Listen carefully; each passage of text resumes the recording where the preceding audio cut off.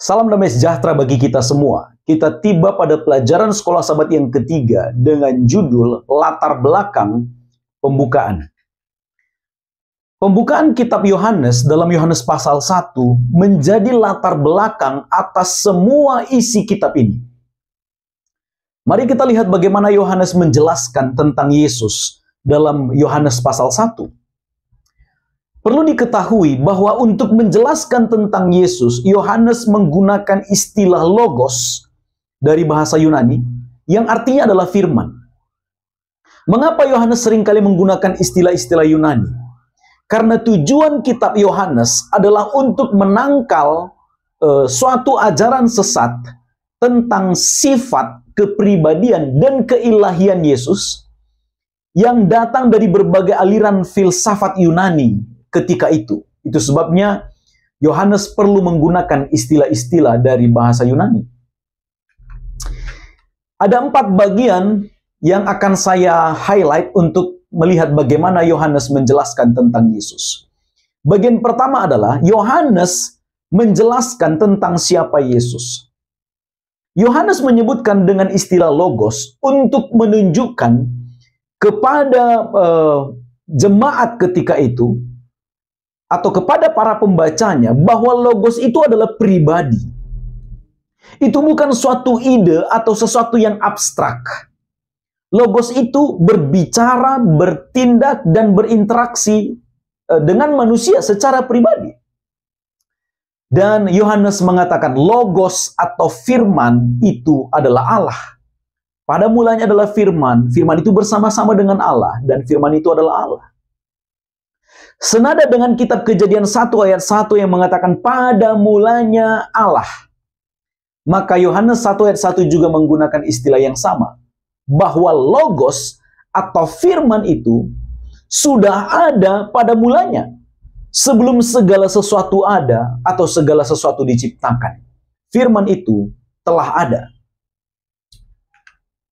Lalu kemudian bagian yang kedua.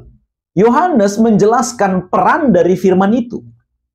Di dalam Kejadian 1 ayat 3, 6, 9, 11 dan seterusnya nanti di ayat 29.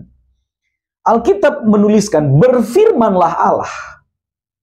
Hal ini senada juga dengan Yohanes pasal 1 ayat 3, yang menuliskan bahwa firman itu menjadikan atau menciptakan segala sesuatu, dan tanpa dia tidak ada yang akan jadi.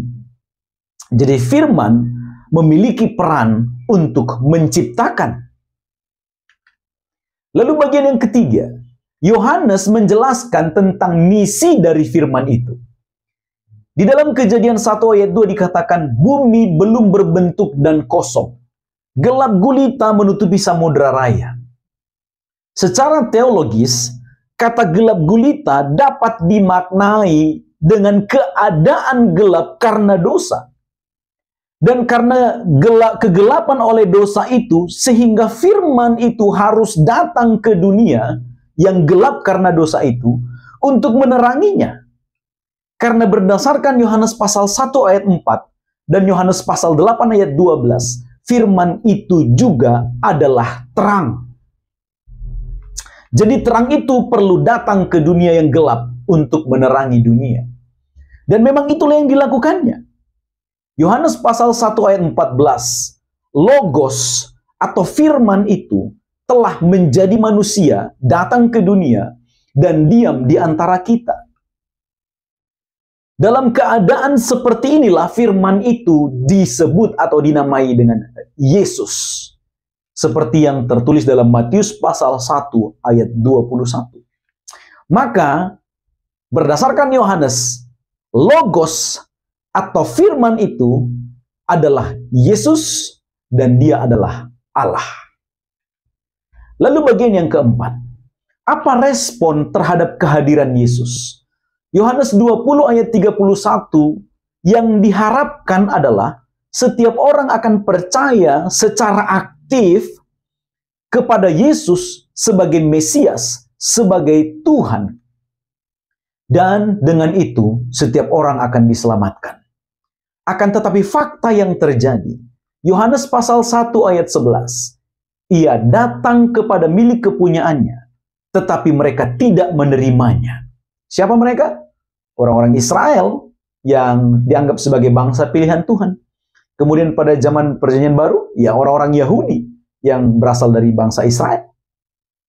Gantinya diterima, Yesus justru ditolak, disingkirkan, bahkan disalibkan.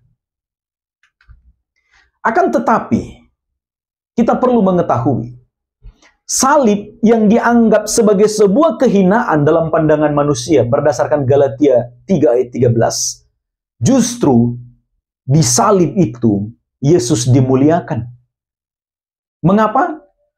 Karena di salib itu adalah tempat keselamatan. Belas kasihan terhadap manusia berdosa ada di sana. Terwujud di sana, diperagakan di sana. Dan tempat di mana pekerjaan penyelamatan itu selesai. Berdasarkan Yohanes pasal 19 ayat 30. Lihat itu, bagaimana Yohanes menjelaskan semuanya. Pada mulanya adalah firman, firman itu adalah Allah. Dan firman itu menjadi manusia untuk menebus kita dari kuasa dosa. Inilah garis besar pelajaran Sekolah Sabat. Semoga menolong Anda memahami pelajaran ini ketika Anda secara pribadi mempelajarinya di tempat masing-masing. Semoga menjadi berkat. Tuhan memberkati.